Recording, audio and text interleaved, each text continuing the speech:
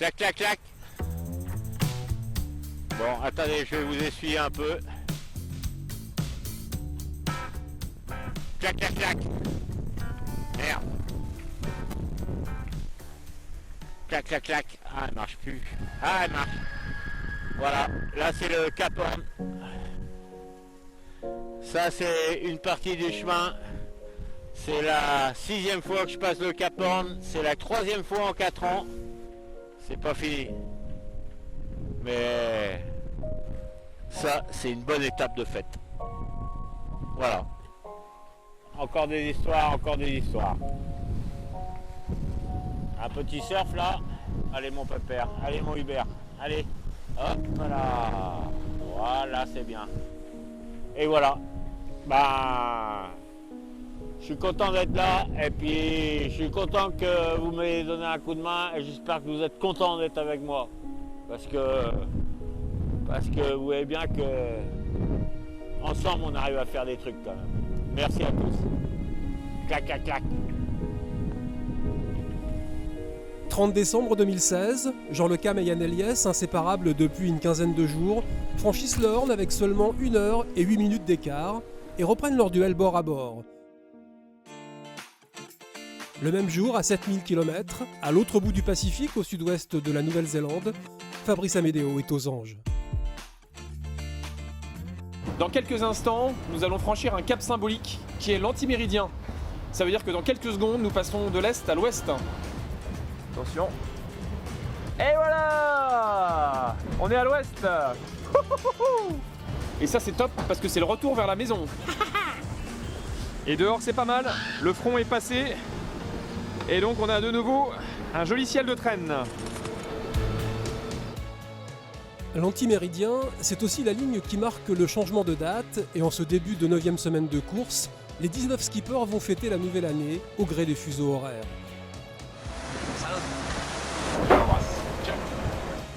Le premier, le plus proche de l'antiméridien, c'est l'Irlandais Enda O'Coinan. Le dernier, ce sera l'Américain Rich Wilson. Bonjour, bienvenue à Bordeaux Valley. On est le 31 décembre 2016. Dans quelques heures, la nouvelle année.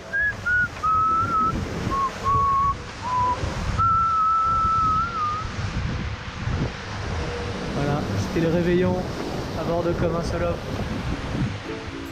À chacun sa nouvelle année, mais les skippers du Vendée Globe ne sont pas tous logés à la même enseigne. Météo oblige. Ça y est, le soleil est revenu sur le Saint-Michel-Virbac. Pour la Saint-Sylvestre, j'ai préparé le champagne. Et oui, je vous attendais. On va pouvoir se régaler ensemble. Bon, alors voilà où on en est depuis hier soir. Il n'y a pas d'air du tout. Voilà, la girouette, à la vitesse. Mais c'est pas vrai quoi. Je suis planté quoi, j'arrive pas à trouver la sortie.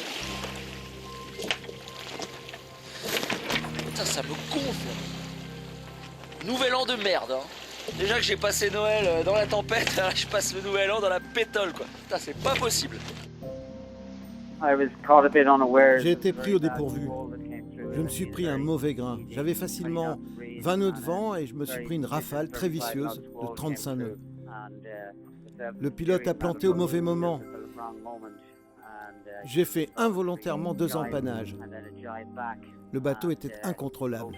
Je n'avais pas la bonne bastaque. Le mât s'est couché. Il est tombé sans se casser le long du bateau. J'avais peur qu'il perce la coque, parce qu'il y avait des grosses vagues. Donc j'ai tout coupé. Et là, j'ai plus de mât. Le pont est troué. Ça n'est pas une situation agréable, mais ça fait partie des risques. Je dois accepter les conséquences. Ce qui est arrivé est arrivé. C'est la mauvaise nouvelle du Nouvel An. Le dématage du charismatique skipper irlandais Enda O'Coinan. Une avarie qui le contraint à l'abandon dans le sud de la Nouvelle-Zélande. En revanche, c'est un beau début d'année pour le leader Armel Lecléache. Il réussit enfin à limiter la remontée d'Alex Thompson et touche en premier les alizés au large du Brésil. Ça penche. C'est pas très confortable, ça mouille un peu, ça tape. Mais c'est le prix à payer pour aller chercher les alizés dans le nord et pouvoir accélérer dans 3-4 jours. Et bon, en tout cas, content de retrouver du vent et de la vitesse après avoir vécu des jours un peu compliqués. Alors bonne année à tous. Ciao ciao. Depuis plus d'un mois, les deux leaders se livrent à un passionnant mano à mano. De 800 000 d'écart, le Gallois avait même réussi à revenir à 28 000 du tableau arrière du Breton. Tout va bien, les dernières journées depuis le Cap Horn ont été géniales. Pouvoir rattraper tout ce retard et presque rejoindre Banque Populaire, c'était incroyable. Armel va reprendre un peu d'avance, mais pas 800 000. Et on verra ce que ça donnera au poteau noir. Oh là là là là, c'est incroyable, quel suspense, quel suspense. On fera un peu les comptes après le poteau noir. C'est un petit peu maintenant le prochain obstacle délicat. L'objectif c'est pour moi d'essayer de creuser en ce moment, dans les prochaines heures, dans les prochains jours, un petit peu d'avance pour avoir un petit matelas pour justement aborder le poteau noir plus facilement, en tout cas dans la tête. Donc c'est ça un peu qui va donner la suite de la course, parce qu'après en fonction des écarts, ça va changer pas mal la stratégie. En troisième position, Jérémy Bayou, qui navigue à l'ancienne, privé de moyens de communication pour récupérer les bons fichiers météo, arrive à réduire son écart sur la tête de course un peu plus chaque jour. Une véritable performance. Par rapport au leader, ça faisait depuis fin novembre que j'avais pas été à moins de 1000 milles, quoi. Donc c'est une belle progression. Surtout, on a bien fait de regarder devant, quoi, de pas se dire c'est fini. Et devant ils sont 1000 milles et puis ça changera pas. Il faut regarder devant. C'est plus difficile pour Jean-Pierre Dick, menacé un peu plus chaque jour par le tandem Eliès-Le Cam. Yann Eliès est même revenu à 38 000 de Jean-Pierre Dick. Donc là, on va évoluer maintenant dans des conditions un peu plus cool. Enfin, un peu plus cool entre parenthèses, parce qu'on va avoir un peu de près ou des allures assez fermées là dans les jours à venir. Avec une mer casse-bateau, donc on n'est pas sorti d'affaire, mais en tout cas on peut clôturer la case mer du Sud, même s'il y a encore quelques albatros derrière moi. Bah, prochaine vidéo, j'espère que je serai en slip et en maillot de bain avec de la crème. Allez, ciao! En 7ème position, Louis Burton se prépare à passer le Cap Horn, une grande première pour lui. J'ai reçu un mail des autorités chiliennes qui disent de faire attention parce que c'est le passage le plus dangereux de la planète. Alors ça participe à une excitation et en même temps un peu le trac de passer dans cette zone-là. Peut-être que je m'en suis fait des tonnes dans la tête, mais j'ai un peu le trac, ouais. Après 2 mois de course, les hommes et les bateaux sont fatigués, les avaries en tout genre se multiplient. L'Espagnol Didac Costa doit réparer sa grand voile déchirée sur 30 cm. Le néo-zélandais Conrad Coleman s'est mis à la cape pour grimper en tête de mât et réparer les têtes de J1. Alan Roura, lui, a dû changer son safran tribord, sectionné par un objet flottant non identifié, et colmater une voie d'eau qui inondait le bateau. Ses concurrents ont pu reprendre la course, mais sont épuisés physiquement. Sébastien Destremo est lui resté plusieurs jours au mouillage en Tasmanie pour faire une vérification complète de son gréement. Ça secoue un peu quand même, hein? Jean Le Cam est lui très en colère. En colère, mais contre lui. Voilà ce que c'est qu'un mauvais empannage, un fagot de latte, une connerie. Voilà, je suis pas très fier, je peux vous dire. Je prends la barre de nuit, machin, et je fous un coup de barre, et la voile, je l'avais pas repris assez au Alba. Et flic-flac, elle est partie en aile de papillon, là, en vrille, quoi. Et là, j'ai entendu... Ah, clac, clac. Oh là là, puis ça, c'est un bruit, si tu veux, que ça reste gravé dans ta mémoire, quoi. Là, tu dis, t'es qu'un con. Jean, t'es qu'un con. Ah, yes, we can, ouais. T'as raison, là. T'as raison, mon père, yes, we can. Elle est belle, ouais. La moindre avarie, même petite, peut avoir des conséquences dramatiques dans les dernières semaines de course. Alex Thompson s'est fait quelques frayeurs quand son étai de J1 s'est décroché.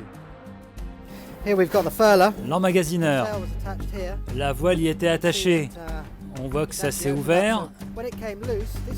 Mais lorsque la pièce s'est détachée, ça partait dans tous les sens. Et heurtait le pont, la coque. les barres de flèche, le foil. Il fallait en premier lieu l'empêcher d'endommager le bateau. Je me suis mis au portant, mais ça partait dans tous les sens et il a fallu que je l'attrape au lasso. Ça m'a coûté des milles, mais ça aurait pu me coûter la course.